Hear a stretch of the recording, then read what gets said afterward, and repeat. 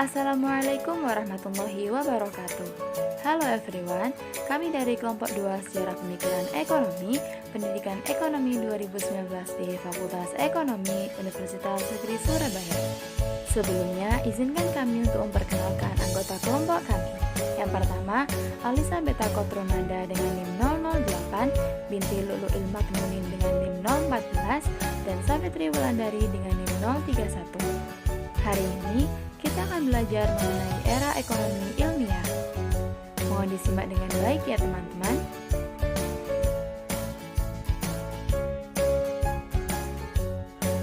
Sejarah lahirnya era ekonomi ilmiah.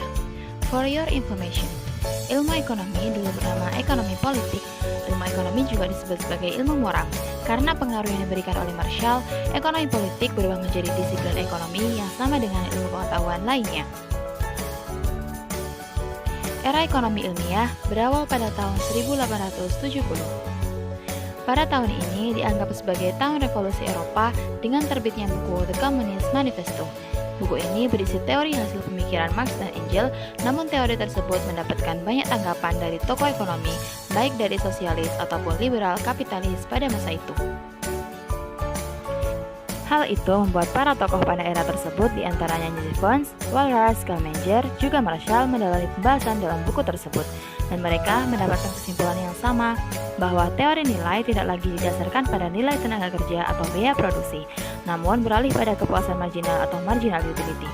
Kesimpulan ini didapatkan dengan menggunakan pendekatan marginal. Tipe penemuan tokoh pada masa ini adalah pengaplikasian kalkulus diferensial terhadap tingkah laku konsumen dan produsen, serta penentuan harga di pasar.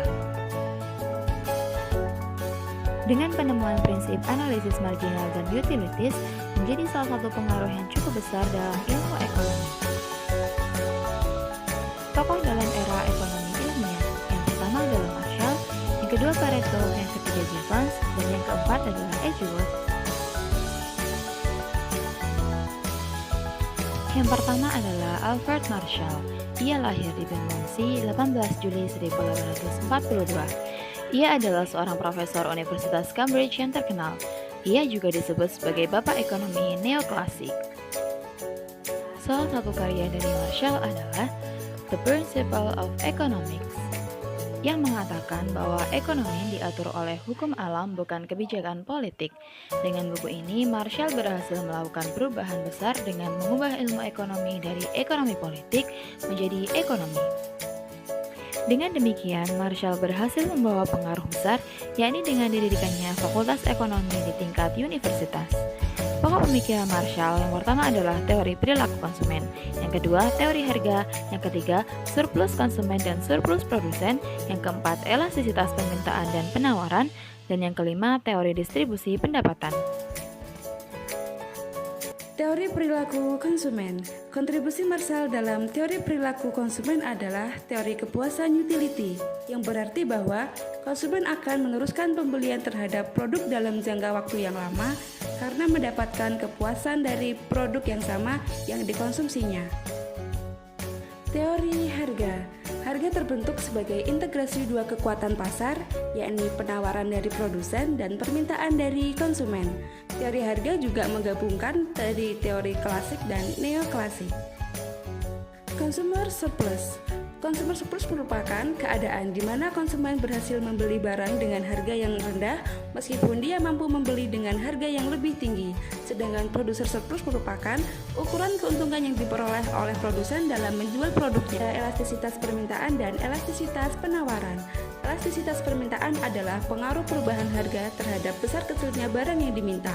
Sedangkan elastisitas penawaran adalah pengaruh perubahan harga dengan besar kecilnya jumlah barang yang ditawarkan. Distribusi modal. Dalam distribusi modal ini terbagi menjadi 4. Yang pertama, teori sewa tanah, yang kedua bunga modal, yang ketiga upah buruh, dan yang keempat laba pengusaha. Teori ini muncul karena ketertarikannya pada ekonomi yang berdasarkan pada pertimbangan moral sehingga dapat membantu masyarakat miskin. Jeffons lahir di Liverpool, Inggris pada 1 September 1835 dari pasangan Thomas Jeffons dan Marianne Jeffons. Ia adalah pencetus revolusi marginalis, namun sayangnya hal tersebut tidak diakui oleh Marshall. Jevons disebut sebagai anak ajaib yang memahami takdirnya karena ia dianggap mampu menentukan tujuan hidupnya dengan jelas sejak masih muda. Jevons berpendapat bahwa perilaku individulah yang berperan dalam menentukan nilai barang dan perbedaan referensi atau selera yang menimbulkan perbedaan harga.